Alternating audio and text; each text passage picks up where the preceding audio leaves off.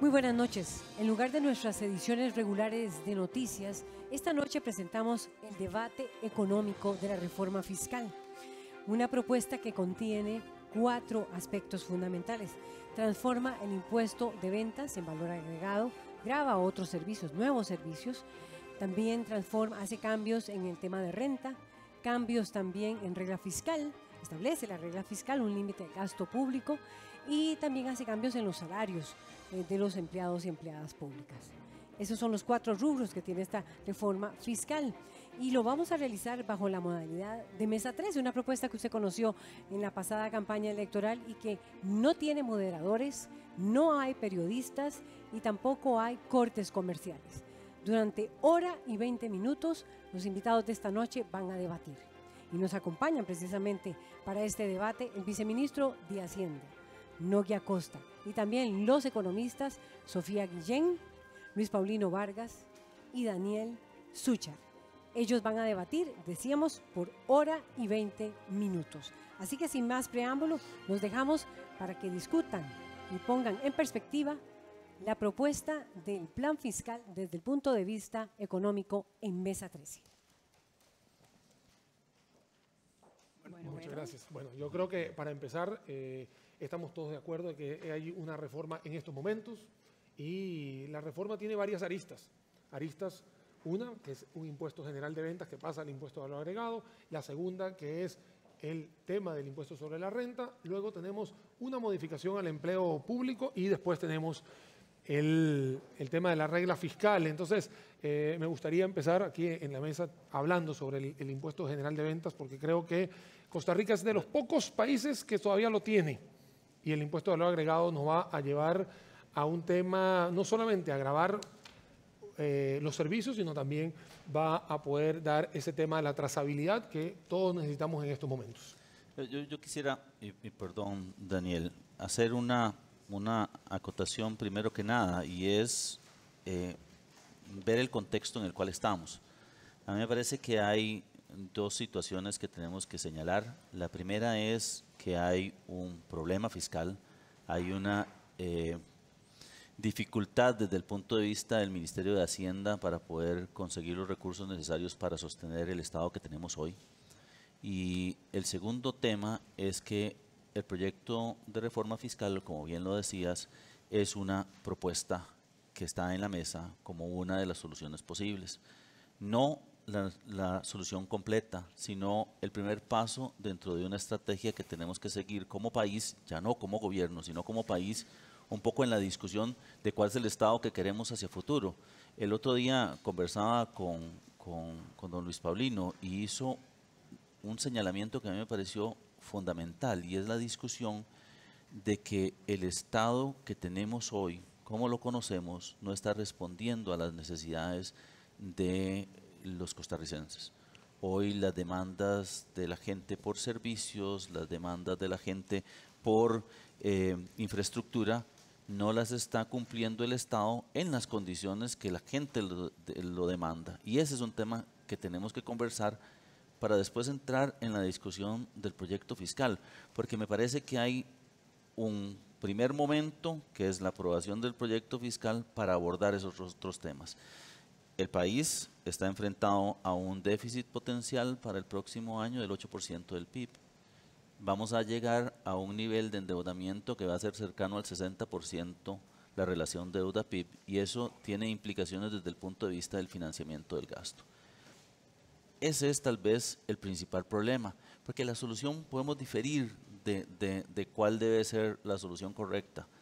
Y eso me parece que debería ser como el primer paso en el contexto de esta discusión. Hay un problema fiscal y hay que abordarlo. La situación debería un poco conocerla los costarricenses y saber cuáles son las implicaciones de esta situación fiscal. Menos recursos para el Estado, menos recursos para acometer los servicios que el otro día conversábamos con Luis Paulino, pero ¿qué vamos a elegir? Porque la solución es el proyecto fiscal o no hacer nada. y no hacer nada significa que usted va a tener que cortar el gasto. Entonces, ¿cuál es la Pero decisión que debemos tener? Es que, Nogui, yo creo que por ahí estás entrando, lo estás poniendo de una manera que creo que es inapropiada. Yo creo que el asunto no es o el 20.580 o nada. Porque para empezar, yo creo que sí estamos, quienes estamos en esta mesa, seguramente compartimos un acuerdo básico en el sentido de que hay un problema fiscal, que es un problema delicado, que efectivamente puede tener serias implicaciones para Costa Rica. Yo creo que sobre eso no vamos a tener mayores diferencias, pero posiblemente sí vamos a tener diferencias en cuál sería la vía más apropiada para resolverlo. Por ejemplo, en un caso como el mío, que yo efectivamente he combatido el 20.580, yo no he combatido el 20.580 porque crea que podamos prescindir de cualquier solución. Estoy convencidísimo que necesitamos una solución, que necesitamos una respuesta frente a un problema que es urgente. Lo que pasa es que el 20.580, por muchas razones, resulta una propuesta insatisfactoria. No solo el 20.580, es que también la hoja de ruta que ustedes han definido desde el Ministerio de Hacienda, la hoja de ruta que doña Rocío Aguilar presentó aquí en la Asamblea Legislativa, que yo me la leí con muchísimo detenimiento, ahí hay muchos elementos que son insatisfactorios. Empezando lo que usted está diciendo, ¿no? Y que me parece una acotación importantísima. Desde el punto de vista de la satisfacción de las demandas y las necesidades de la ciudadanía costarricense, el Estado costarricense se queda corto. No logra satisfacer las demandas y las necesidades de la sociedad costarricense, sobre todo si nos vamos a las regiones fuera del Valle Central, ahí las necesidades son mucho más grandes, la desatención de esas necesidades es mucho más aguda. Bueno, siento que el Estado costarricense se está quedando a tal punto corto para atender esas necesidades. Yo creo que entender eso es un primer punto para decir, no es cierto que el Estado costarricense es excesivamente grande, no es cierto. Y la prueba más clara de eso es que no logra atender, pero perdón, para terminar, entonces eso no es cierto, que el Estado, podemos discutir si hay que hacerlo que funcione más eficientemente, que sea más productivo, si hay abusos, excesos, vicios que hay que corregir, lo más seguro que sí. Y eso tenemos que discutirlo también. Pero también yo creo que tiene que quedar claro que los costarricenses y las costarricenses tienen que tenerlo claro de que Costa Rica podría considerar otras opciones de solución más amplias, más sólidas, más completas, más justas, incluso económicamente más sostenibles, porque dejémonos de bromas, ¿no? El 20.580, como se ha dicho un poco caricaturescamente, pero no carece de verdad, el 20.580 es una curita para una hemorragia. No estamos resolviendo nada, y usted mismo lo ha dicho ahora, vendrán otros pasos posteriores. Usted como autoridad de gobierno, yo le haría la pregunta, ¿y cuáles son esos otros pasos posteriores? Bueno, necesitamos saber, ustedes que son la autoridad, nos digan cuáles son esos pasos posteriores que están ustedes contemplando. Paulino, igual de todas maneras, cuando estuvimos hace unas semanas ahí discutiendo, todos coincidimos en que este plan no es, y en esto hay que ser claro, no va a resolver todo el problema. Y de hecho en eso coincidimos todos. No sé si es una curita, una curota, si es más grande, si es más chiquita, pero por lo menos sabemos que hay algo que hacer. Y yo creo que no podemos echarle tierra a algo que se está hablando hace mucho tiempo y tampoco podemos echar hacia atrás algo que en estos momentos se está discutiendo y por razones totalmente externas, económicas, ¿no? Nos estamos dando cuenta que personas que no están del lado económico van a tener que solucionar o van a tener que apostarle a un plan que desde mi punto de vista, y vos mismo lo has escuchado, Sofi también, no es el mejor plan. De hecho, me parece que no hay una gran cantidad de cosas que hay que hacer. Hay cosas que no se pusieron en ese plan. Hay cosas que se tenían que haber puesto. Hay gente que cedió por compromisos en ese plan. Y aunque acá estamos 4 personas que podemos diverger en algunos puntos, creo que todos coincidimos que ese plan no era no es el que nos va a ayudar para hacer el 0% que es el que queremos. Pero lo que sí estoy claro es que sí te va a sacar, y en eso sí tenemos que ser, no podemos ser mezquinos, sí nos va a sacar del lugar donde estamos. Porque ese 8%, como lo acabas de decir, sí me preocupa. Y sí me preocupa porque los entes internacionales nos están viendo y la inversión extranjera directa, que es muy importante para Costa Rica, está siendo muy celosa. Entonces, sé muy bien, Luis Paulino y vos y yo, en eso sí coincidimos, no es el mejor plan que hay. De hecho, hemos dicho que hay muchas cosas que se podrían hacer que deberían haber estado en esa discusión y que no, y no estoy de acuerdo que no se hayan puesto. De hecho, hay cosas que se tenían que haber colocado ahí. Ahora, es lo que hay. Y es lo que hay, y yo creo que en esto la Asamblea, y no puedo hablar del gobierno, la Asamblea creo que no se puso de acuerdo para hacer el mejor trabajo. Creo que la Asamblea fue más mezquina en tirar cada uno para su lado y tratar de tener una reforma fiscal a la medida de cada quien, que ver una medida para el país conjuntamente, rescatando las palabras que está diciendo. Es más como país que como gobierno. Esa es una opinión que lo hemos visto, lo discutimos la vez pasada, y eso es lo que yo estoy vislumbrando. Y también vislumbro que este plan 20.580 no va a jugar solo. O sea, si no se hacen el resto de las modificaciones, el resto de las acciones, esto precisamente vamos a tener un Messi o un Cristiano Ronaldo, haciendo las analogías de fútbol antes de entrar, van a jugar solos en esto. Es lo que yo estoy viendo con este plan. El plan sí creo que nos va a sacar de algún lado. A corto plazo no nos va a llevar a más que medio punto, 1.5 que se han hablado en las diferentes ejecuciones que hemos visto en econometría, pero creo que sí le hace falta ser mucho más fuerte, o debería haber sido un plan o una ley de fortalecimiento, como lo dice, de fortalecimiento. Entonces creo que ahí sí está débil en ese lado este 20.580. Creo que hay dos puntos sobre la mesa de los cuales podemos partir. El primero, como bien señalaba Luis Paulino, que aquí nadie está discutiendo que se requiere efectivamente de un plan fiscal. El segundo, que este plan fiscal no permite solucionar el problema en su gran mayoría. Y eso nos conduce a la otra discusión. Una discusión que quizás a veces somos más reacios a dar, pero que definitivamente hay que dar, que son las causas de ese déficit. Porque el déficit fiscal no es un malestar nacido del aire. El déficit fiscal tiene causas estructurales que lo originaron. No es la primera vez que Costa Rica tiene tampoco un déficit fiscal. La historia nuestra, los últimos 30 años, a excepción de unos periodos muy cortos, ha sido en su mayor parte deficitaria, y tampoco son nuevas los intentos de salida o las soluciones propuestas, porque ya en la década de los 90 nos dijeron, tenemos problema fiscal, ¿qué hacemos? Aumentemos el IVA temporalmente, lo aumentamos y aquí estamos 2018 nuevamente con un problema deficitario muy serio. Es decir, algo no hemos hecho bien durante los últimos años, no hemos logrado solucionar las causas del déficit. Y yo creo que hay que hablar de las causas del déficit, aunque quizás nos incomode un poco más, necesitamos conversarlas, porque esas causas son las que debemos atacar si queremos solucionar el problema fiscal. Podemos poner un parche ahora, podemos poner una curita hoy, el gobierno se va a seguir endeudando, es decir, esta bola de nieve va a ir creciendo, y en tanto no arreglemos esas causas, significa que el problema se va a ir haciendo mayor, se va a ir haciendo acumulativo. Y creo que las causas hay que plantearlas sobre la mesa. Yo creo que las identificadas, al menos las principales, son muy claras respecto a este problema. Tenemos efectivamente un problema de fraude fiscal, no tiene sentido ni negarlo ni disminuirlo. El fraude fiscal en Costa Rica es un problema significativo.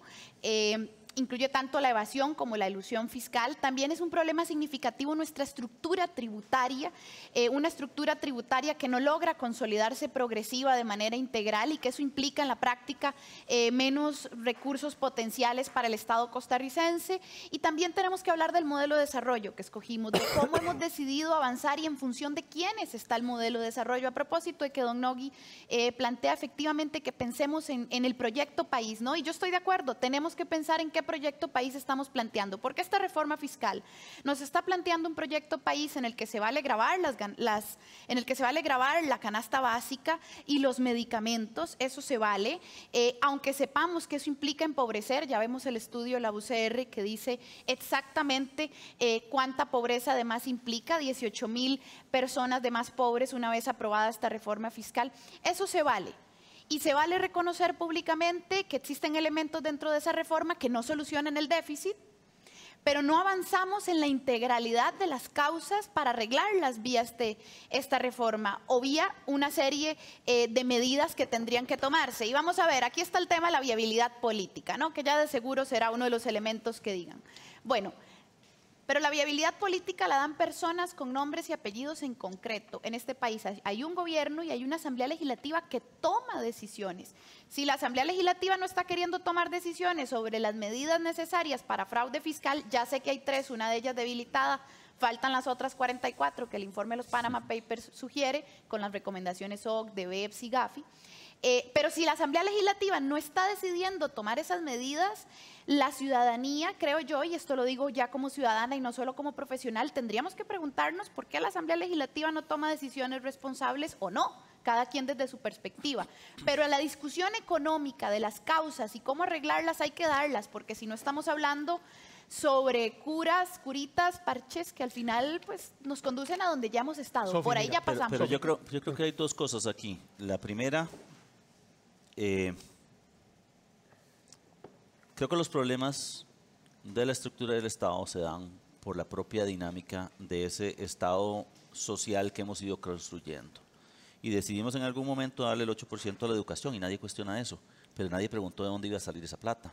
Y decidimos que había que darle al Patronato Nacional de la Infancia, y está bien, hay que darle a la educación, hay que darle a los niños, y decidimos que vean que subir las cuotas de la Caja Costarricense de Seguro Social por parte del Estado, pero son cosas que no toman en consideración cuánto efectivamente recibe uno.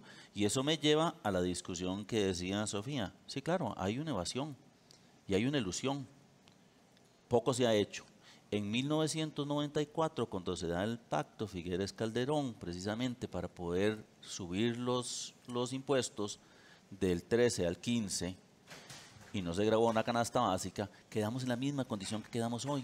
Porque resulta que hablar de si uno graba la canasta básica o no tiene trascendencia. Y tiene trascendencia desde el punto de vista de en dónde hay elusión y dónde hay evasión. Sectores importantes que eluden y evaden en este momento son gente que está ligada con canasta básica. Entonces, no es decir si se vale o no se vale, es cómo ataco yo verdaderamente la elusión. Eso como primera cosa. Igual que ponerle impuestos a los servicios. Perdón, medicina no va a estar grabada. ¿Y por qué digo yo que no va a estar grabada? Porque a pesar de que el proyecto diga que se graba con un 4%, eso se le va a devolver a la persona. ¿Y por qué lo estamos haciendo? Porque precisamente ese sector, cuando hablamos de los problemas que tiene la evasión fiscal, el sector médico de medicina es uno de los que más es difícil capturarle las rentas. Entonces resulta que por el prurito de defender a unas personas, estamos diciéndole a todo ese sector, usted va a seguir siendo invisible para efectos de tributación. El segundo tema es que decir que no atacamos las causas de esa evasión y esa ilusión con el 20.580 también es desconocer que eso no existía en el proyecto que vino y recibió este gobierno. Esos se incorporaron en esta administración. Entonces decir que el 20.580 no resuelve, bueno, tiene alguna trascendencia, pero el valor de este gobierno de haber incorporado esas 4 medidas es lo que estamos desconociendo y entonces atacamos el proyecto como si fuera un problema de gobierno. El gobierno trató de mejorar este proyecto y estamos claros de que es mejor de lo que se dice. Número uno, porque es interesante que Sofía use el primer estudio de la universidad en relación con el efecto sobre canasta básica, pero no diga que el estudio final demostró que este proyecto es progresivo y que sí tiene un impacto en pobreza y el gobierno lo tiene claro. Pero 18.000 personas pobres. No, tienen un error. A nosotros nos dan 6.000. ¿El informe de la UCR tiene un error? No, no sé, lo que quiero decir yo es que son estadísticamente, no son relevantes estadísticamente, entonces están dentro del margen de error que se puede tener. Déjame terminar, porque yo creo que aquí hay otro tema que es bien importante. Cuando se habla de la reforma del Estado y se habla del tema de progresividad, hay que señalar 2 puntos también. En el tema de los salarios, aquí no se está desmejorando el salario de ninguna persona. El artículo 56 del proyecto de ley dice que no se tocan los salarios de ninguno de los trabajadores que están hoy, entonces eso no es verdad. No es verdad decir que afecta el salario.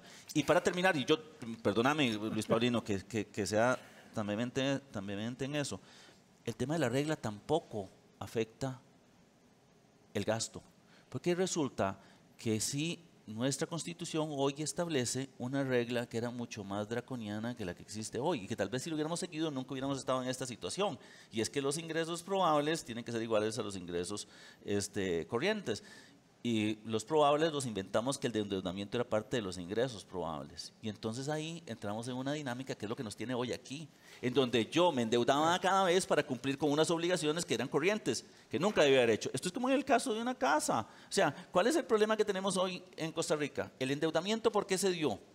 O sea, hace 20 años no existían las tarjetas de crédito y la gente no se podía endeudar porque tenía que ir a pedir un préstamo y cumplir con una serie de requisitos. Hoy la tarjeta te la dan sin necesidad de tener ningún requisito. Y entonces esa persona que no tiene los ingresos suficientes tiene financiamiento. Y ese es el problema que tenemos. Permítame un momentito. Vea, es cierto que el segundo estudio que publicaron hace unos poquitos días el Instituto de Investigaciones en Ciencias Económicas afirma que aunque el IVA es regresivo, el proyecto en su conjunto es progresivo. Exacto. Vea, yo me puse el fin de semana a estudiar con detenimiento ese estudio del instituto. En primer lugar, no especifican la metodología y a mí me hace un poco de gracia porque lo presentan como los datos científicos sobre el 20.580 y no conocemos la metodología y yo no sé cómo uno puede evaluar la cientificidad de un estudio sin conocer la metodología. Lo que publican es simplemente una presentación en PowerPoint. Yo me metí a la página del ICE a ver si ahí encontraba más y en la página del ICE lo que hay es la misma presentación de PowerPoint y nadie sabe cuál es la metodología. Y que me digan a mí que esos científicos, si uno no puede evaluar la metodología, está conversado, para empezar. Ahora, número 2, si usted vea, pasa algo tan sencillo como esto, y me baso en los datos del estudio. El peso relativo de los nuevos impuestos en el ingreso del decil 1, el decil más pobre, es mayor que el de todos los demás deciles, excepto el 5 y el 10. El decil 1 tiene que pagar relativamente más que los deciles 6, 7, 8 y 9. Si a mí me dicen que eso es progresivo, yo soy Lionel Messi. Así lo diría yo.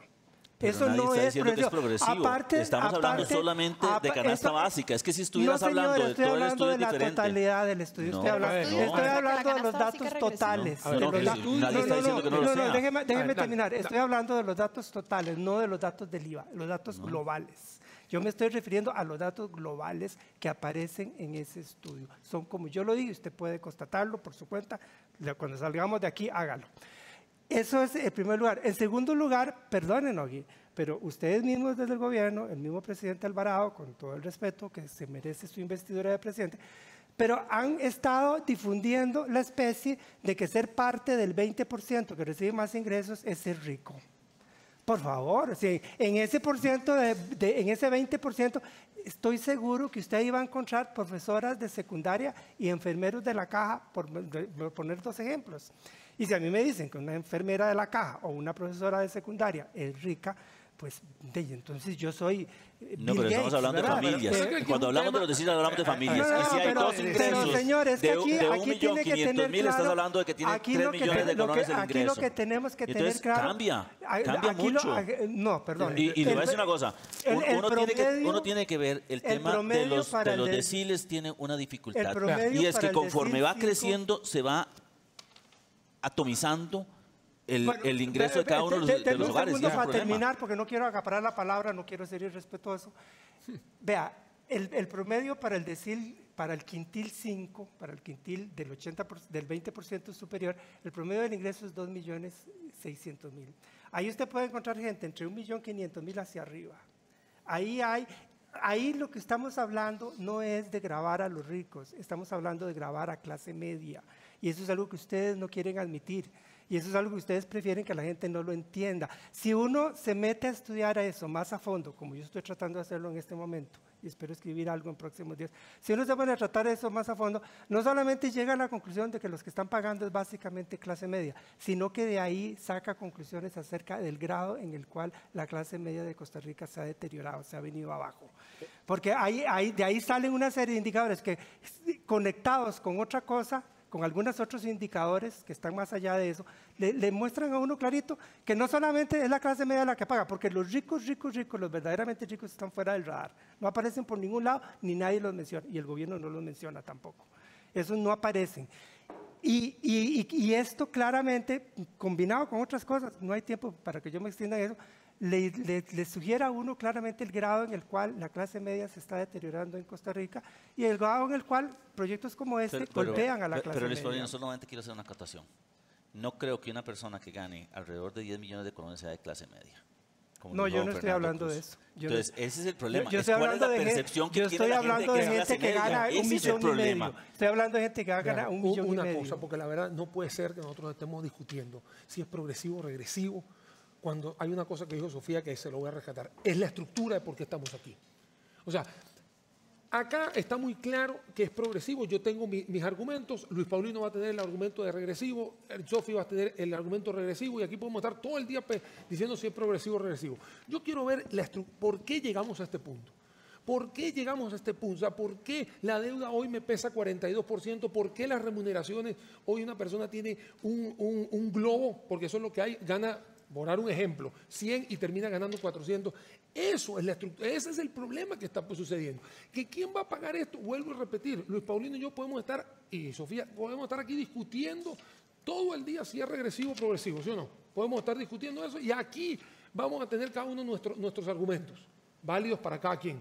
Pero ¿dónde está el problema? Y el problema hay que atenderlo. Y porque por más que le saquemos la plata a alguien por el impuesto, o le hacemos por ganancias de capital, o por la N cantidad de cosas que hay en el impuesto sobre renta, que yo digo que es progresivo por ese lado y se va a estar dando, bueno, ¿saben una cosa? ¿A dónde va ese dinero? O sea, ese dinero ¿a dónde va? ¿A pagar qué? Ese presupuesto que tiene que tener una regla que se nos está haciendo todos los días más grande y la recolección por parte de Hacienda, yo sé que ustedes tienen un esfuerzo enorme, pero no llegan a recolectar. Que hay evasión y elusión, Sofi, eso está.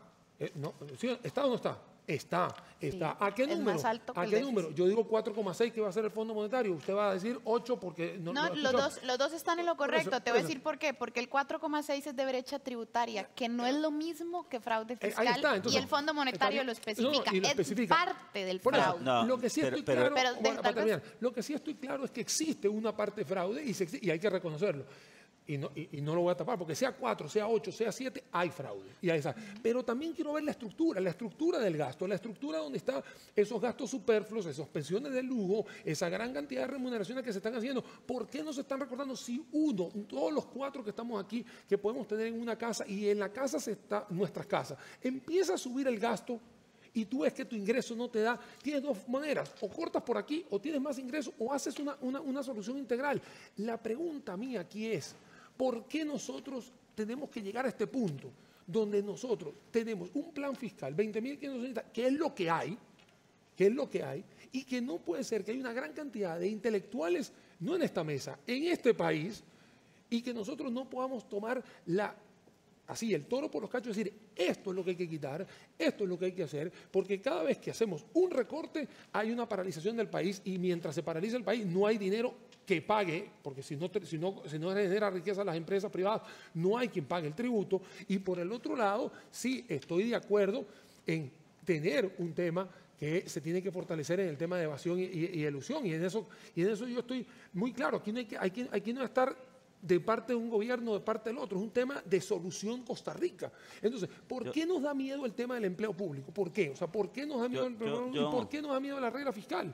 Si eso es lo que haríamos todos nosotros, en el sector privado lo hacen. No tienes los ingresos, vas acomodando tu presupuesto. No es acomodar tu presupuesto, no es primero el presupuesto y después los ingresos. Es ver cuánto vas a tener y después decir, mira, con esto pago esto.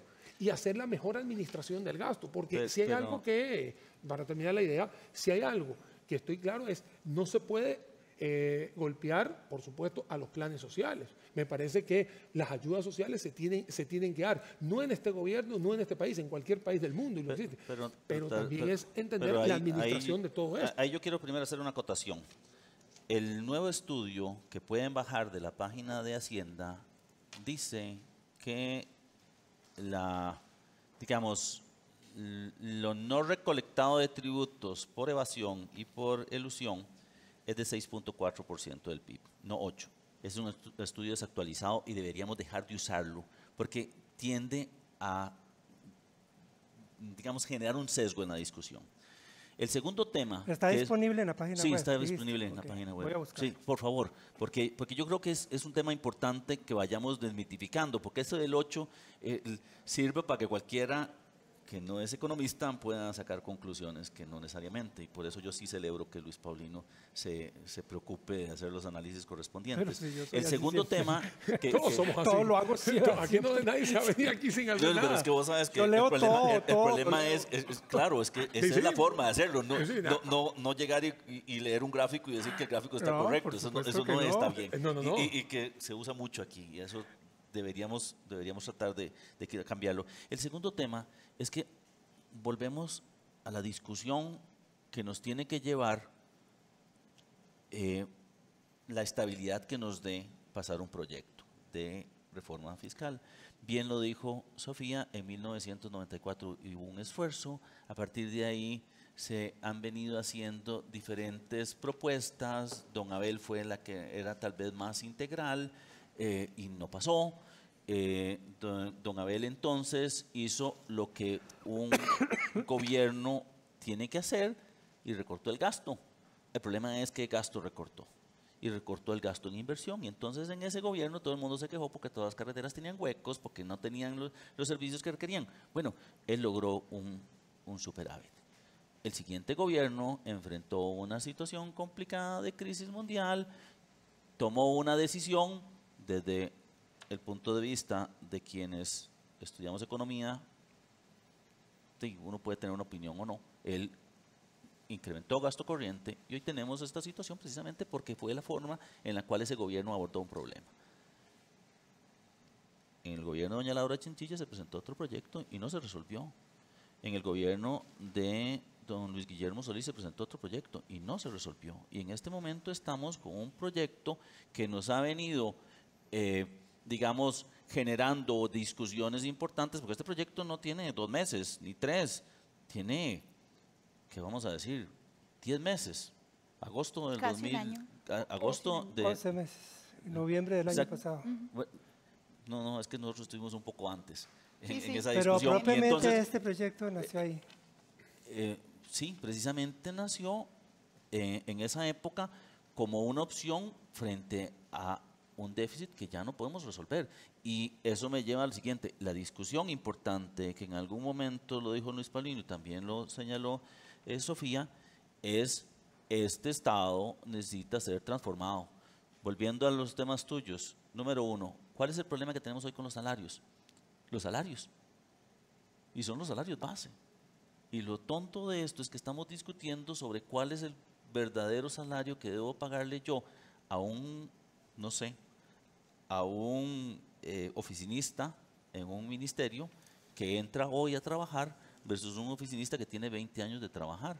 Y resulta que la forma en la cual mejoramos el salario del que tiene 20 años fue dándole pluses en lugar de aumentar el salario y hacerlo competitivo.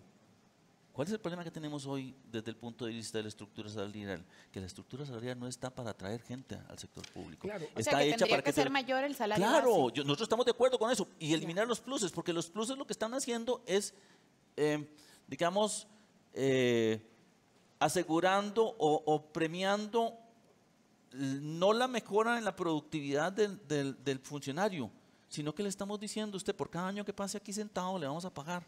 Y eso no es correcto. Nosotros deberíamos mejorar los salarios en el sector público a través de una reforma de empleo público correcta. Le voy a decir que es gracioso. Nosotros en el Ministerio de Hacienda necesitamos un abogado, pero resulta que la plaza en el Ministerio de Hacienda se llama Profesional de Ingresos 1. Y Profesional de Ingresos 1 es desde un contador hasta un economista, pasando por un abogado. Y lo que yo ocupo es un abogado. Y entonces tengo que mover esa plaza a un departamento legal para poder hacer la gestión, que el Servicio Civil me mande 3 abogados para escoger el mejor abogado y después devolver la plaza a tributación. Eso no puede ser. O sea, no podemos seguir en esas cosas. Bueno, todas esas discusiones, el tema de si es el Estado que queremos o no lo tenemos que hacer, lo tenemos que dar en algún momento. Pero si nosotros planteamos que la crisis debe ser la que deba resolver esa discusión, estamos mal. Pero aquí ¿Y por nadie qué ha estamos planteado diciendo eso, y por qué estamos diciendo eso? Porque la discusión de si es este proyecto o no es de hoy.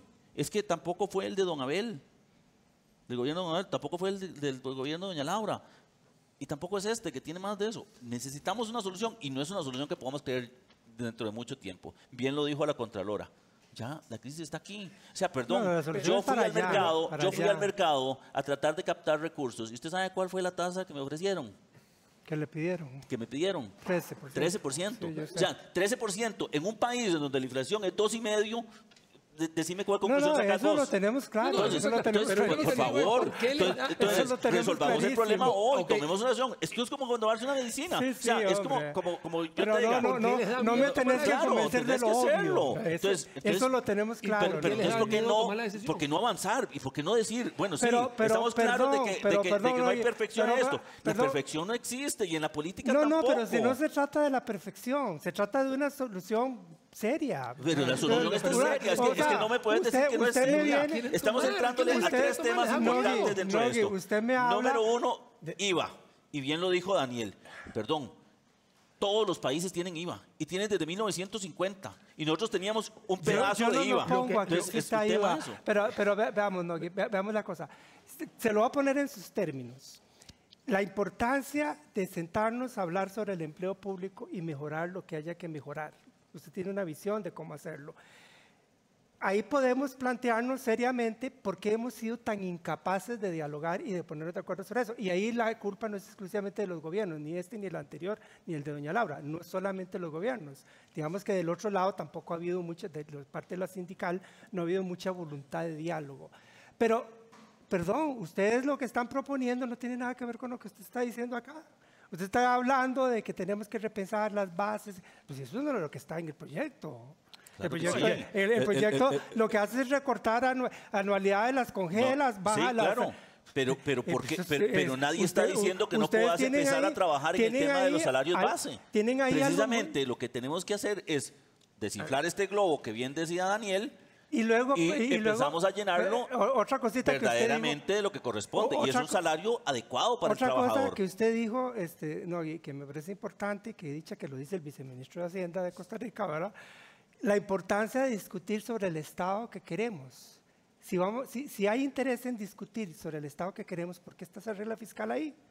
Si esa regla fiscal impone límites, restricciones, anulando la posibilidad, imposibilitando el debate que esas cosas requieren. Pero, Luis O Paulino, sea, tú es no- contradictorio Paulino. hablar de debatamos sobre el Estado que queremos y poner una regla fiscal que ya a priori te pone una camisa de fuerza, te amarra, te limita el tipo de Estado que vas a tener para séculas El tipo seculares. de, el tipo de Luis Estado Paulino, no puede no, estar por mira. encima de la capacidad del Estado Del financiero. Estado financiero. No hay forma de hacerlo. No tiene que hacerlo. No, Y pero para desde llegar a luego, eso, desde van a luego tener que pasar 20 años. desde luego que sí, por supuesto que Pero, no se hace, Luis Paulino, no puede no estar se hace cacao, dialogando y dialogando todos los perdón, días. no se hace cacao, no se hace chocolate sin Chocolate un cacao, solo día, y no se sin hace cacao. chocolate sin cacao. Mira. Estamos clarísimos, o sea, perdón, eso es obvio, Sofía y yo, y todos aquí lo entendemos. Sí, no se hace chocolate sin cacao.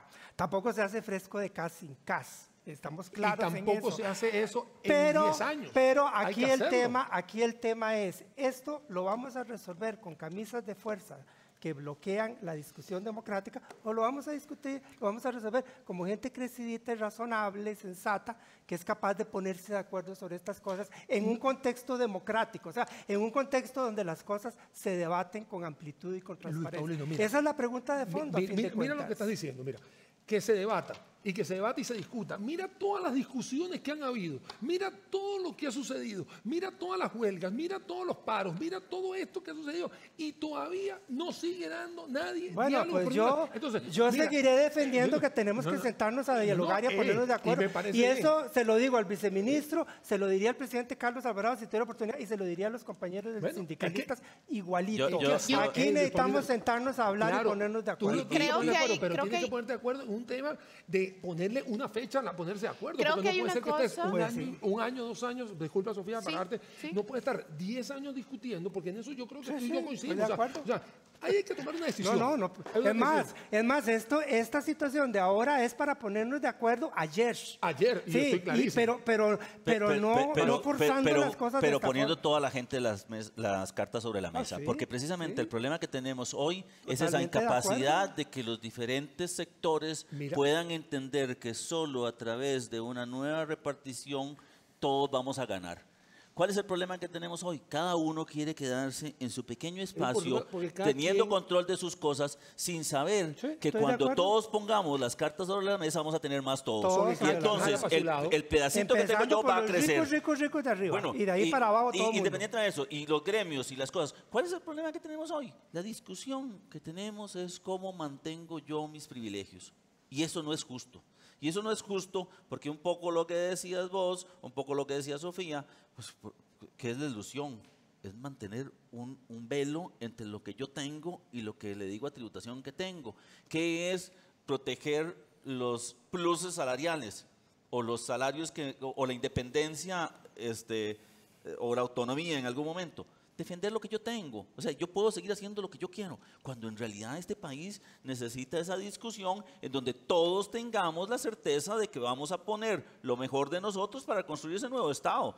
Ese es el problema que tenemos. Entonces tenemos un Estado que se fue desgastando durante muchísimos años porque se creó a través de una crisis, porque lo que tenemos hoy es una discusión desde los 80s, porque fue un poco el quebrar una visión de Estado y tratar de construir otra a lo largo de los años que no hemos podido terminar. Y esa es la discusión que tenemos que empezarnos a plantear. Pero no la podemos plantear en un entorno de crisis nuevamente. Eso no es justo. Y no es justo para las personas más pobres y no es justo para las nuevas generaciones. Hoy tenemos un problema de la gente que pagó el no hacer nada en los 80s.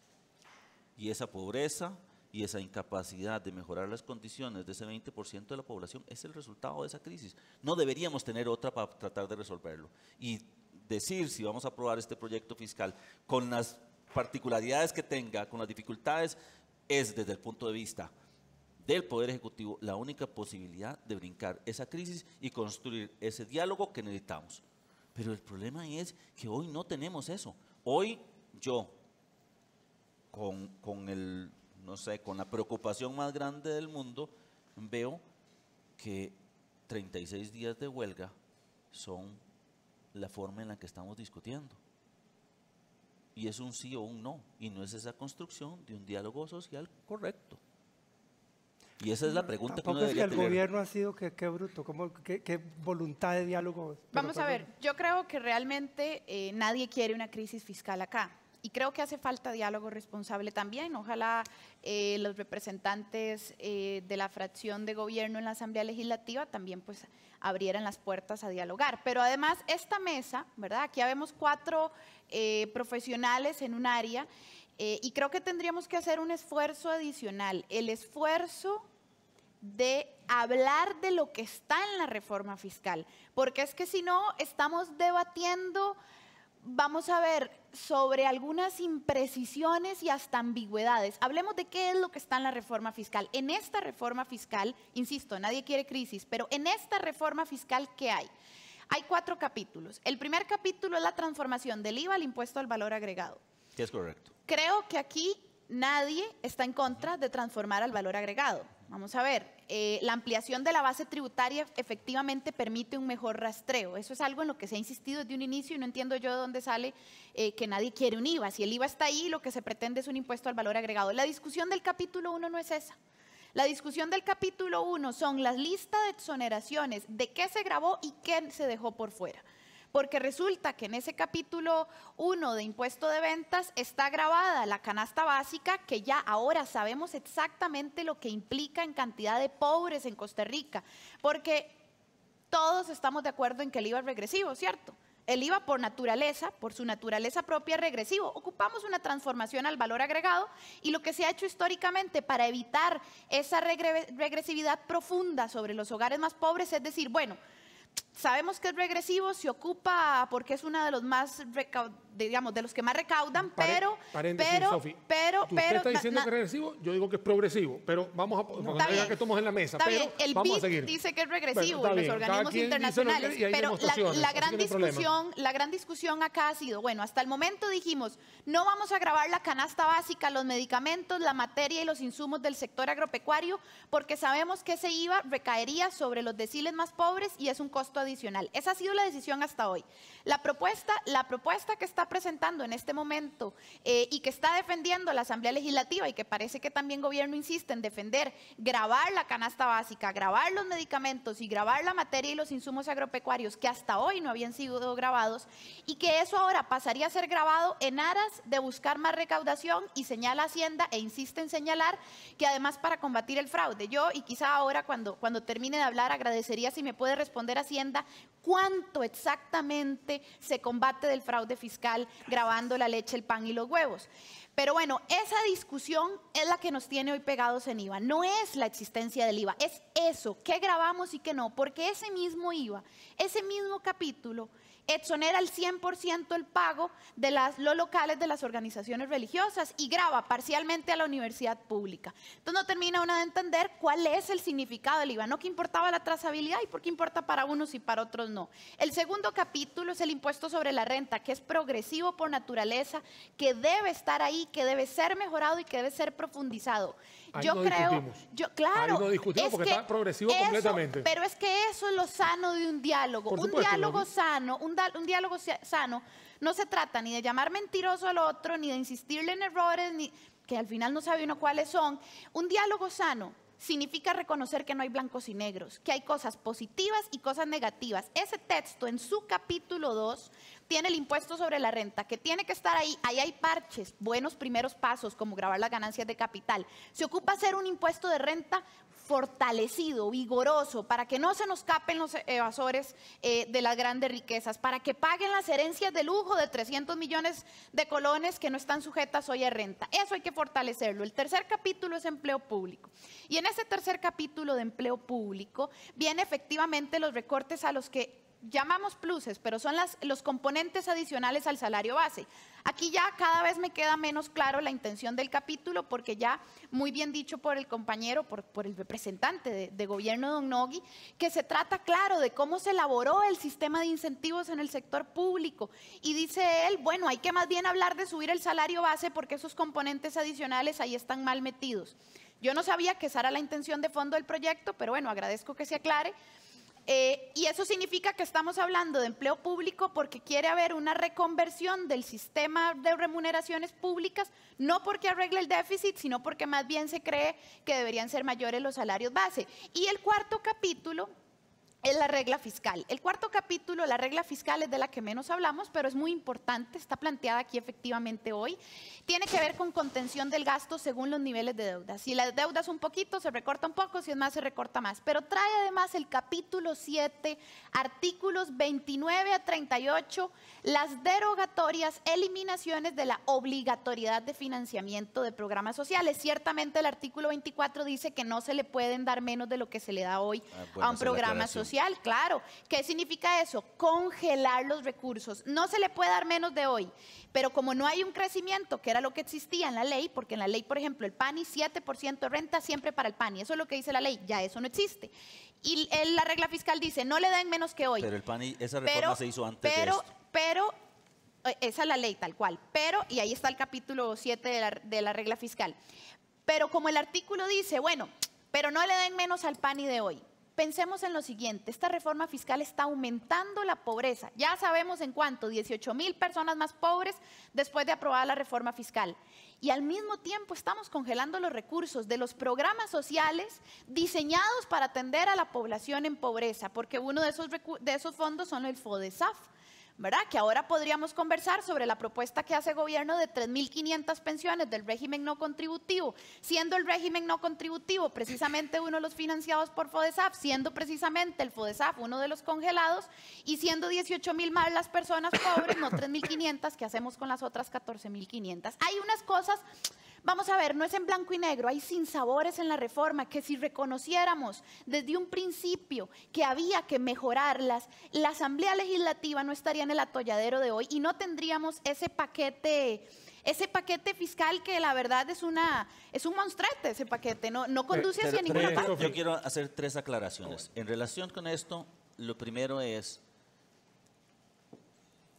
las exoneraciones en IVA las puso la Asamblea Legislativa.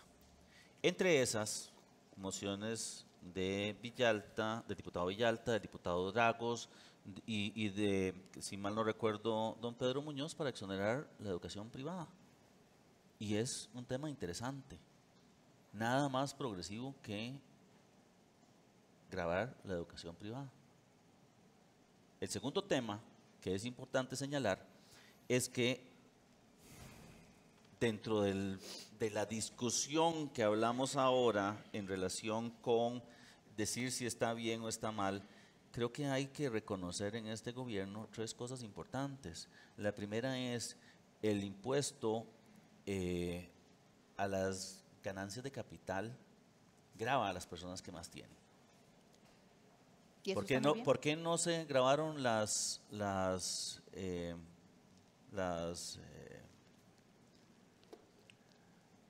herencias? ¿Por qué no se graban las herencias? Porque las herencias se graban y tienen valor cuando se venden, no cuando se donan.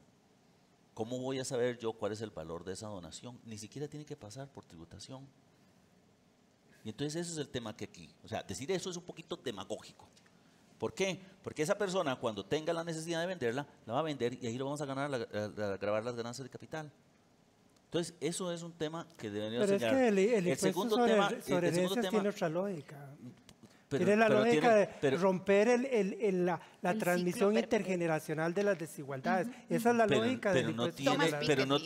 Pero no tiene ninguna trascendencia desde el punto de vista en donde no hay ninguna ganancia como tal.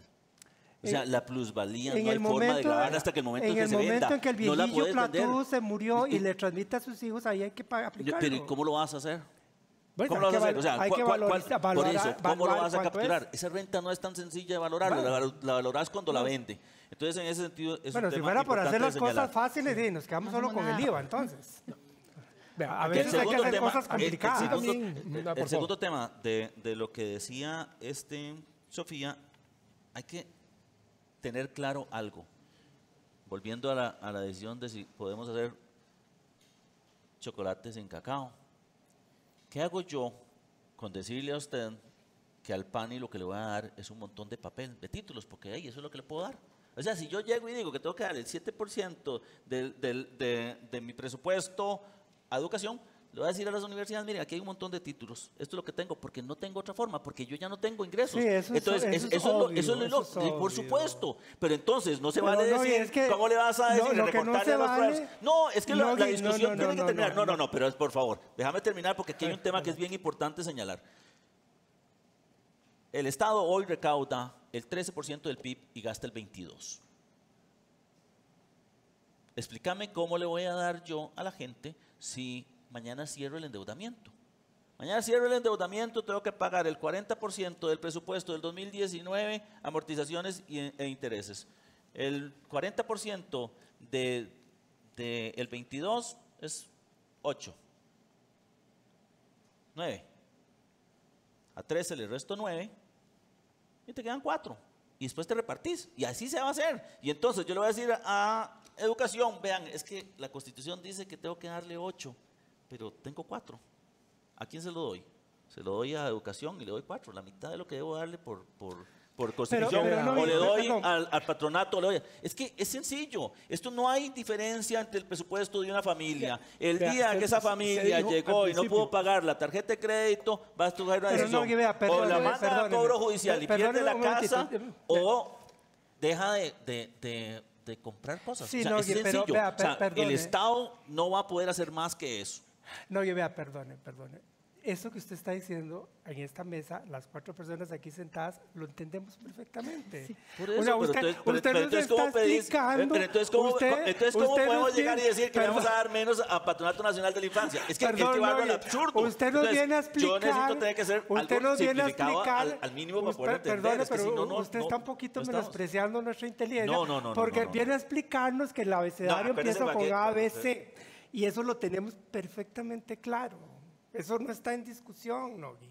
Absolutamente. Pero es que parece que sí. Hay momentos en los cuales la conversación no llega a esos temas. No, señor. Mire, yo podría optar por la vía de ustedes, también la de Daniel y la tuya, y decir, sí, esto es menos peor que nada. Y probablemente yo lo diría. Esto es menos peor que nada. Entre nada y esto, pues esto es menos peor que nada. Pero hay que decirle a la población, a la ciudadanía costarricense, seriamente, esto no está resolviendo nada. Esto, en el mejor de los casos, pongámonos optimistas, ¿no? y concedamos el beneficio de la duda, en el mejor de los casos pateamos la bola unos meses para adelante.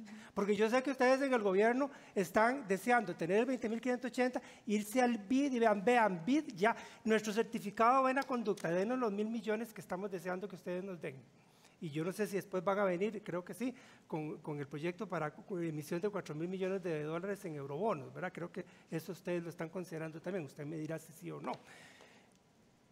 Pero la pura realidad es que dentro de 6 meses o dentro de 9 meses va a quedar perfectamente evidente que el déficit sigue siendo así de gordo, Y la deuda. que la deuda sigue creciendo así de rápido, que nada se resolvió, que la presión financiera sigue siendo asfixiante. Y entonces, repito la pregunta que hice al inicio, ¿cuáles son esas otras medidas? ¿Cuáles son esas otras medidas que vienen después que ustedes a nivel del gobierno están considerando para cuando llegue ese momento, dentro de 9 meses o dentro de un año, pongámosle, alarguemos el plazo a un año, para cuando dentro de un año quede evidente que no hemos resuelto nada, ¿con qué nos van a venir ustedes?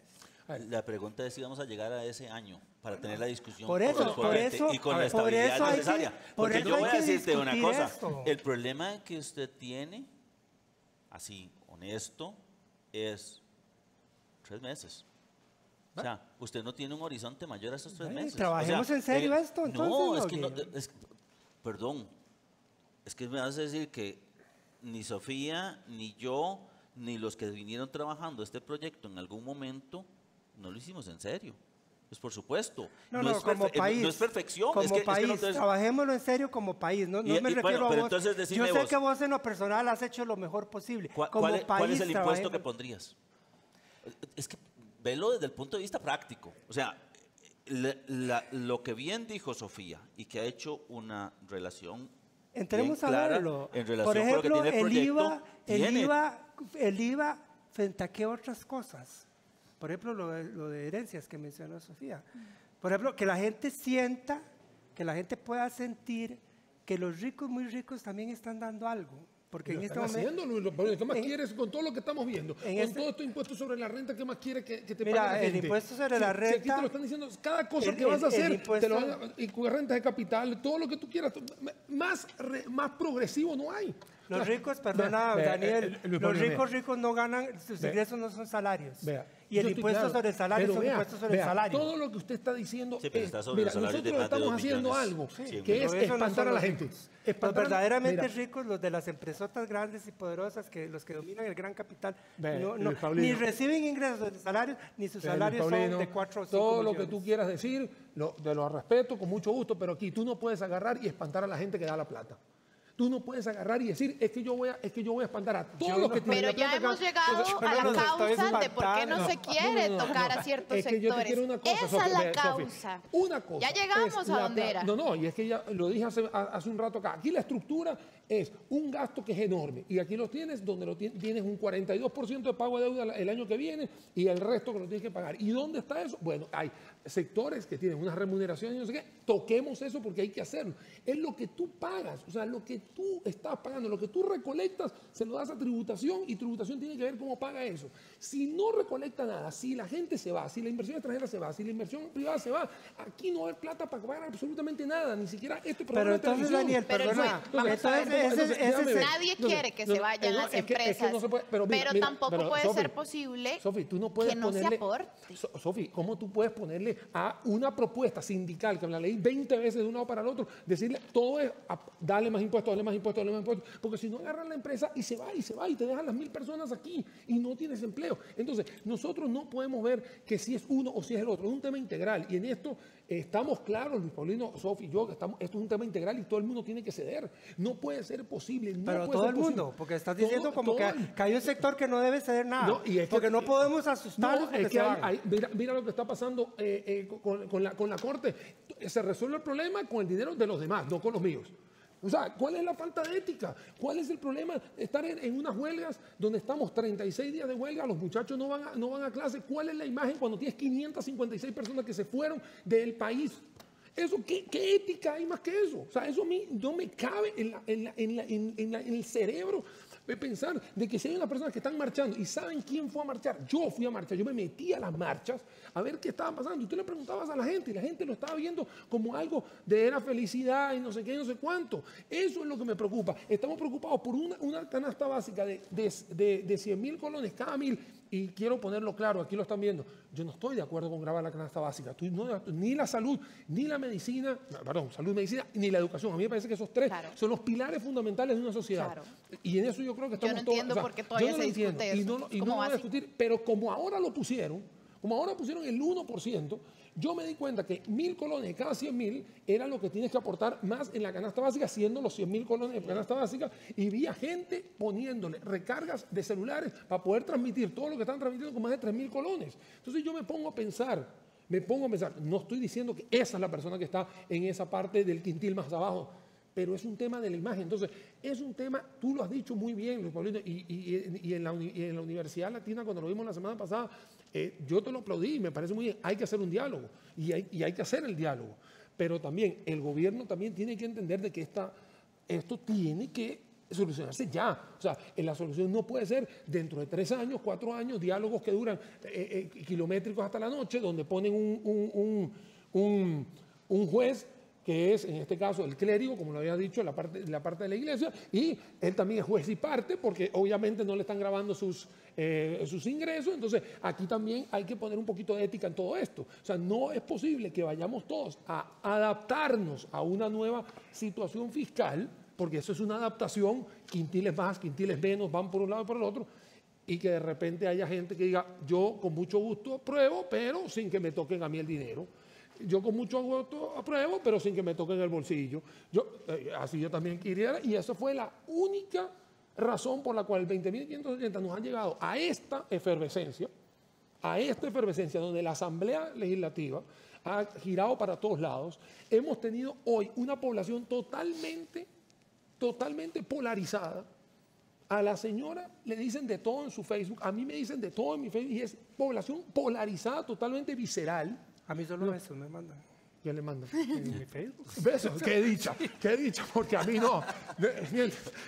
Y eso no es justo. Te felicito, no es justo. Paulino, el más querido. Ahora te mando uno. Besos malditos, ¿verdad? Pero ¿me entiendes? O sea, no puede ser que vivamos en una población polarizada en eso. Le estoy diciendo, no es justo para ninguno de los que están en esta sala, ¿no? Que tenemos una misión social, porque no creo que estemos aquí por estar jugando de vivos en esto o robando cámaras. Pero Daniel, entonces no puede ser que no vayamos a ceder, y tiene que ser todo el mundo, tiene que ser toda la sociedad la que tiene que estar de acuerdo y ceder, porque si el quintil de arriba va a ceder, el quintil más abajo, el quintil más abajo, el quintil más, y así todos los quintiles, y después todos los protagonistas de la sociedad, donde hay, llámese la corte, llámese bomberos, llámese el MEP, todo el mundo va a tener que ceder. Esto no va a salir rápido. Ni Grecia salió así, ni Portugal salió así, ni Estonia, ni Honduras, ni nada de eso. O sea, Daniel, fíjate que en esto último que estás diciendo, yo coincido grandísimamente con vos. Sí, el beso. No, el beso. No. En todo toda tu argumentación. Lo del beso me lo dejo para ahí. Está bien. En toda tu argumentación, efectivamente, en este momento, todos y todas tenemos que ceder algo. Es efectivamente cierto.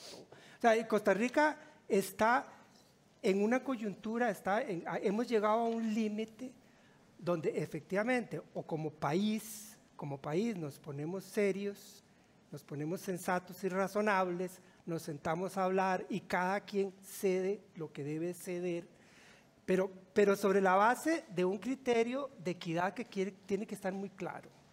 Y ese criterio de equidad tiene que decir con absoluta transparencia que hay que empezar por los que están arriba, el cucurucho de los más ricos entre los ricos, de ahí para abajo cada quien tiene que ceder lo que corresponde.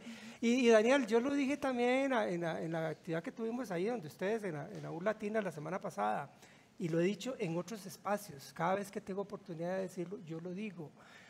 Yo estoy gustoso de dar lo que a mí me corresponde. Ahí ustedes pusieron el impuesto sobre el salario, las nuevas escalones. Eso me toca a mí, eso me va a afectar a mí. por el salario que yo tengo, yo soy catedrático universitario, tengo un salario buenillo, bastante buenillo, no voy a decir lo contrario, y que me toca dar eso, y si tengo que dar más que eso, yo lo hago con gusto, pero tiene que empezar por el cucurucho de arriba, esos que vos decís que no podemos asustarlos, porque si les cobramos un poquito más de impuestos, decís que salen corriendo, pero es que esa gente también tiene que dar su parte. Es que le está porque dando. si no, señor, no la está dando en la medida en que debería darla. Es más, esa gente está fuera del radar. Esa gente ni siquiera sabemos dónde están. Mira. Nadie los menciona, nadie dice. Mira, y también yo creo que, como parte de ese posicionamiento ético, de decir, sí, cada quien tiene que dar lo que le corresponde de acuerdo con sus posibilidades, como parte de ese posicionamiento ético, yo creo que deberíamos admitir que hay grupos sociales demasiado golpeados, demasiado marginados, que han llevado demasiado chilillo para que los pongamos a pagar más impuestos. Y esa es una de las fallas de este impuesto, pero vos sabés qué es lo que pasa, de este proyecto. Luis Paulino, que precisamente esa gente que estás tratando de defender es la que depende de las ayudas del Estado. Para eso, que todos los demás lo financiemos. Fracasado, claro, y en un Estado fracasado no vas a tener la posibilidad de darles a ellos nada. O sea, ese es el problema que tenés. Recordar lo que estoy diciendo. Sí, todos yo te tenemos que bien. dar nuestra parte para que ese Estado no sea fracasado. Pero ese sector de allá abajo, que en gran parte son mujeres jefas de familia, mujeres solas, jefas de familia. ¿Cómo lo sacan, ese Luis sector Paulino? Lo sacan no le con podemos empleo. pedir más. Pero es que tiene que darle empleo. Ese es otro asunto que si porque no lo hemos podido discutir. Ahora lo vamos a discutir. Eso es ¿Por qué otra no cosa. generamos más empleo? El tema del empleo, el tema de la reactivación económica. Si el tema de la reactivación económica y el empleo no se pone sobre la mesa y no se buscan soluciones. Mientras existe incertidumbre no hay reactivación económica. Y precisamente lo que tenemos hoy es un problema en donde el Ministerio de Hacienda está presionando las tasas de interés hace de 5 años no había exagerada. incertidumbre y no había reactivación económica por ningún lado. En el tema de la reactivación no es más que eso. ahora. El tema de la Crecíamos más que incertidumbre. ahora. Crecíamos mucho más que ahora. No, señor. La economía de Costa Rica desde hace 10 años viene creciendo al 3 y algo % anual. De ahí no pasa. El día 2016 se acercó al 5, como que era la gran cosa. 5 era el promedio histórico que teníamos antes. En otras épocas la economía, cuando estaba en auge, crecía al 8. Ahora resulta que los auges son cuando crecemos al 5. Hay que hablar de la reactivación económica, porque si no hay empleo, tú puedes tener 18.000, 20.000, 15.000, y a ninguno de ellos va a salir de abajo si no hay empleo. Porque si es todo con programas sociales, les está dando el pescado en vez de decirles cómo está. Es que tal vez ahí, Daniel, lo que es importante de señalar es que la pobreza extrema se combate a través de políticas sociales. La pobreza como tal a través de crecimiento económico. Precisamente porque los pobres se mueven en el momento en que crece. Y el problema que decías de las madres jefas de hogar que no tienen las posibilidades de tener acceso a un empleo, hay que ayudarles. Bueno, el Estado hace eso. Sí, el problema es que hoy no nos alcanza para hacer eso. Pero también se pueden tomar pedíamos decisiones. prestado para poderlo cumplir. El problema es que el día que nadie me preste, ¿cuál va a ser la decisión que tengo que tomar? Hay decisiones. Y eso es lo que duro. Esas son las cosas obvias en que estamos de acuerdo. Entonces la discusión clara es que se ocupa un proyecto de reforma fiscal, que el proyecto tiene que ser aprobado de manera inmediata, porque el problema es que de aquí a 3 meses vamos a tener que tomar una decisión de quién nos va a financiar. Vea, hay una cosa que es importante y usted tiene que entender de que hay decisiones empresariales que se pueden tomar y no tiene absolutamente nada que ver con un plan fiscal. El plan fiscal es simplemente un jugador importante en esta historia, donde tienen que haber otras leyes que lo ayuden, como acabamos de decir, un Messi, un Ronaldo, y tiene que tener sus jugadores, pero también hay decisiones que no se han tomado. Llámese el gobierno de turno en estos momentos, pero no se han tomado decisiones. Usted puede tomar decisiones de simplificar la cantidad de edificios en los cuales se están alquilando. Usted puede poner 3 ministerios, 4 ministerios en un solo edificio, y eso no tiene nada que ver con el umbral de la ideología de los que estamos aquí. Es un tema de saber poder economizar en un tema de mandar a la gente a hacer teletrabajo. Usted le puede ayudar en la calidad de vida. Ustedes pueden tomar decisiones que no precisamente tienen que ser basados en una ley. La reactivación económica tiene que ver con quitar los trámites burocráticos, tener ventanillas únicas, quitar la cantidad de tramitologías que se tienen. ¿Eso tiene que ver con un plan fiscal? No, eso tiene que ver con una habilidad empresarial. Eso no, estoy seguro aquí. Eso ya se está haciendo. O sea, pero tenemos que verlo porque si no, es la única forma de generar todas estas personas. Para mí, la única forma de subir de un quintil al otro es trabajando. O sea, a mí no me entra en la cabeza de que tiene que ser todo con programas sociales. Es ayudarlo con el programa social, y en eso estoy clarísimo, pero también decirle, mira, aquí te enseño a pescar, pero empieza a pescar tú solo. O sea, yo no puedo estar manteniendo a todo el mundo toda la vida porque si no se nos va a hacer una bola muy grande. Hay que generar la facilidad de tener un crecimiento económico. En eso Luis Paulino y yo lo discutimos la semana pasada y ni siquiera lo discutimos. Convergemos en el mismo punto de que... ¿no? Para darle también el tema de empleo también. Entonces, el tema es que tú tienes que tener crecimiento económico y no es a partir solo del plan fiscal. El plan fiscal está mandando, desde mi punto de vista, está mandando una cantidad de mensajes al exterior diciendo, bueno, nosotros tenemos aquí una situación fiscal y por lo menos nos estamos poniendo de acuerdo para que después venga el tema del financiamiento, que todos lo conocemos, de que a partir del crédito se genera obviamente inversiones, y eso es algo que todos lo sabemos, aquí en la mesa lo sabemos, pero también creo que hay cosas que el gobierno puede tomar como una habilidad empresarial, es sencillamente unificar, optimizar, tener ese tipo de reglamentos para poderlo hacer y a veces no lo ejecuto. O lamentablemente el esfuerzo que ustedes pueden hacer, y no ustedes, usted como etiqueta, sino ustedes como gobierno, sí, bajamos a 30 días la tramitología de hacer una empresa, sí, pero en Panamá dura 6 días, 5 días, Nueva Zelanda dura horas, o sea, yo no tengo que estar diciendo que bajé de 9 a meses para 30 días, tengo que decir, yo necesito una empresa, Sofía quiere una empresa, Luis Paulino quiere una, yo quiero una, yo tengo que ir con el gobierno turno, yo debería tener una empresa en un día, o sea, no tener tanta tramitología, permiso. Eso es lo que está haciendo que el crecimiento económico se venga también desacelerando porque no es el plan fiscal. El plan fiscal yo creo que estamos claros acá, las posiciones ideológicas de cada uno de los que están en la sala, pero también es tomar decisiones y tomar decisiones es agarrar un edificio de San José y meter 5 ministerios ahí. Se necesita una ley, Luis Paulino, para eso. Se necesita una ley, Sofía, para eso. Yo puedo meter 5 ministerios pero ahí. vas a tenerlos todos asignados. No lo estoy haciendo. Hay lugares acá, aquí donde tú tienes 100 personas en una sala y todo el mundo produce perfecto y es productivo completamente la empresa. ¿Por qué no voy a tener en el sistema público, en un servicio público, 100 personas en un piso? ¿Por qué no lo voy a hacer? O sea, es un tema de optimización. Quito un poco de alquileres, o sea, es tener la voluntad de tener la habilidad empresarial y tomar la decisión, es mi parecer. A mí me parece que eso ya se ha hecho y por lo menos la voluntad desde el Ministerio de Hacienda y del gobierno ha sido empezar a racionalizar el gasto en alquileres. Nosotros hemos abandonado dos edificios ya, precisamente tratando de ubicar a la gente en los lugares más adecuados. Pero eso es para economizar plata al gobierno. Exactamente. Pero eso no resuelve nada. El tema aquí es que eso es una actitud que debería existir independientemente de si hay reforma fiscal o no, no es de hoy. Es una en el otro empresarial. tema que decías de el mejorar el clima para hacer negocios, ya este gobierno ha dado pasos. Es cierto, tal vez no sea tan relevante si lo comparamos con países con los cuales competimos en el tema de tiempo, tal vez competimos con otras cosas y es un tema que es importante de ver, porque precisamente lo que tenemos hoy es una competitividad desarrollada a través del recurso humano y es un tema que hay que ir valorando también y eso a nosotros nos tiene que quedar claro. La situación fiscal es una espada de Damocles que pende sobre la situación de las personas más desposeídas.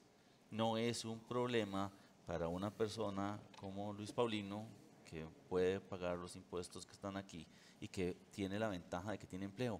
El problema que tenemos hoy es un poco de cuáles van a ser las consecuencias de una crisis. Eso está ese claro. es un tema que es esas son de las entonces, cosas en ese obvias de que sentido, estamos de acuerdo que vos la repetís. propuesta que el Poder Ejecutivo tiene es la necesidad de que abordemos la reforma a través de una estabilidad económica que le brinde tener los recursos necesarios para afrontarla.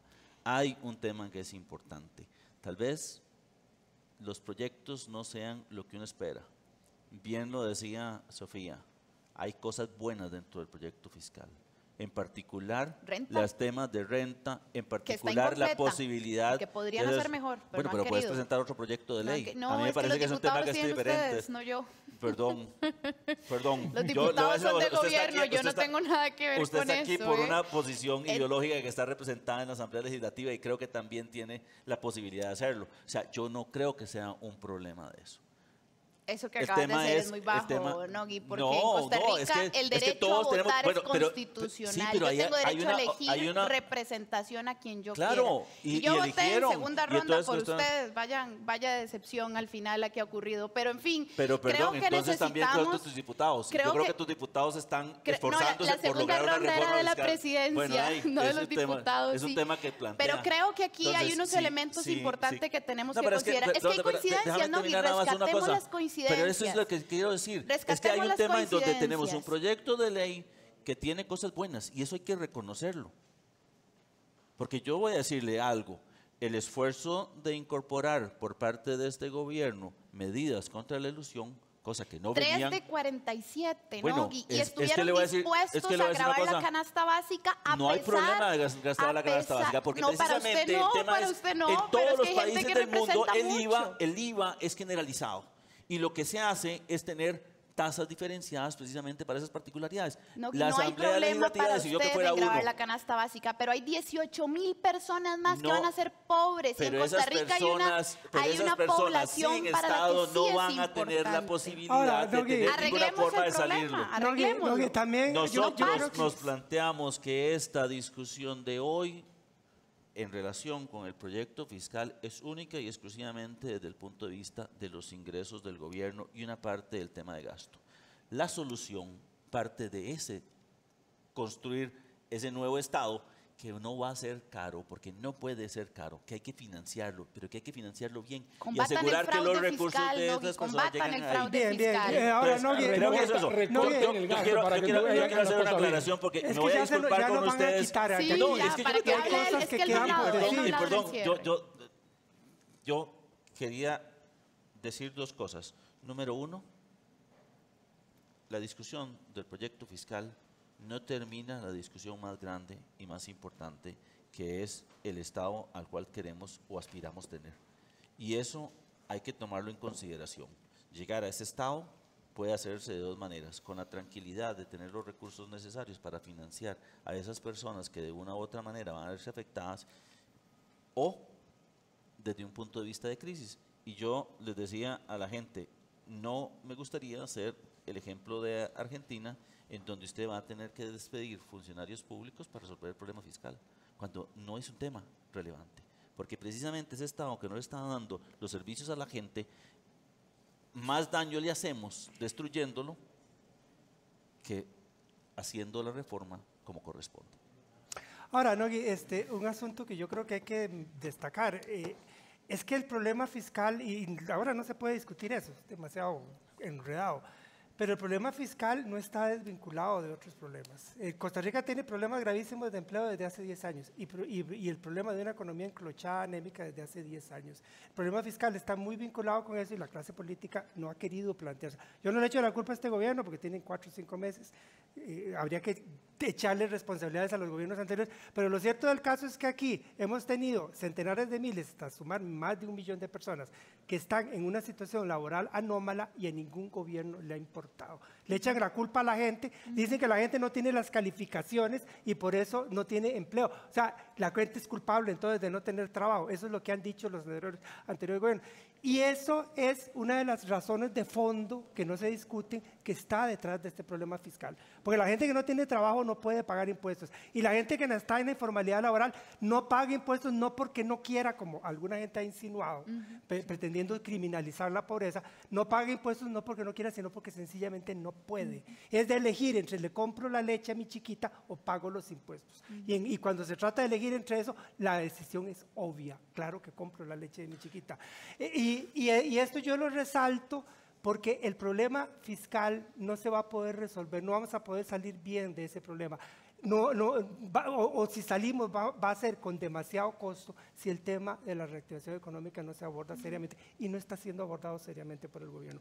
Desgraciadamente no tenemos tiempo para profundizar en eso, que sería bien importante hacerlo, pero no está siendo abordado seriamente, porque además la política austeritaria por la que ustedes están optando, lo que va a hacer es debilitar todavía más la economía y hacer más Pero complicado. es que no hay opción, Luis Paulino. Debería haber opción para que este país no se aprobar la hunda, reforma fiscal. para que, no, esa no es la Claro. opción. Y también tiene No es la opciones opción. también de recortar. Además, yo creo que hay que... Pero si precisamente lo que Luis Paulino está discutiendo... Yo creo que lo que hay que decir también... diciendo es que estamos recortando mucho. No, Gui, también lo que hay No que decir... tengamos miedo, entre más que... Tenemos que entrarle a la reactivación, tenemos que darle músculo. músculo. Por favor, es tan simple como entender que una economía anémica y debilitada no ayuda a salir del problema fiscal. Necesitamos una economía con músculo para poder salir saludables, salir con la menor cantidad de abolladuras posibles del problema fiscal, y eso ustedes pareciera que no quieren tenerlo en cuenta. Y yo termino diciendo, ¿no? Mire, aquí estamos conscientes de la gravedad del problema, sí. Y yo podría acceder, ok, está bien, tiene usted razón, este proyecto es menos peor que nada, pero la ciudadanía costarricense tiene que entender que este proyecto tiene implicaciones a largo plazo serias y negativas, porque lo de la regla fiscal tiene implicaciones de mediano y largo plazo que no son positivas y que contradicen lo que usted mismo habla de que tenemos que discutir sobre el Estado que queremos, tenemos que discutir sobre ese Estado, pero la regla fiscal nos impone a priori una camisa de fuerza para esa discusión. Pero eso hay que decirlo, y la ciudadanía también tiene que entender que no estamos resolviendo, es que racionaliza el crecimiento del Estado, algo que no hemos hecho, y como vos decís, no lo hemos hecho desde hace 20 años. Para cerrar, a la ciudadanía tenemos que decirle que no se está resolviendo el problema. Se está tirando la bola para adelante unos meses, y la pregunta que te he formulado varias veces, ¿qué viene después? ¿Qué nos proponen ustedes después de esto? Gracias, hasta aquí Mesa 13, el debate económico de la reforma fiscal. Un placer haberlos tenido, de verdad. Al viceministro de Hacienda, Jorge Acosta, igualmente a los y la economista Sofía Guillén, a Daniel Suchar y también a Luis Paulino Vargas. Y a ustedes también por acompañarnos aquí en el Mesa 13, el debate económico de la reforma fiscal. Este debate lo vamos a repetir este siguiente sábado a las 6 de la tarde. Así que gracias por su compañía y manténgase con CINAR Costa Rica Medios. Buenas noches.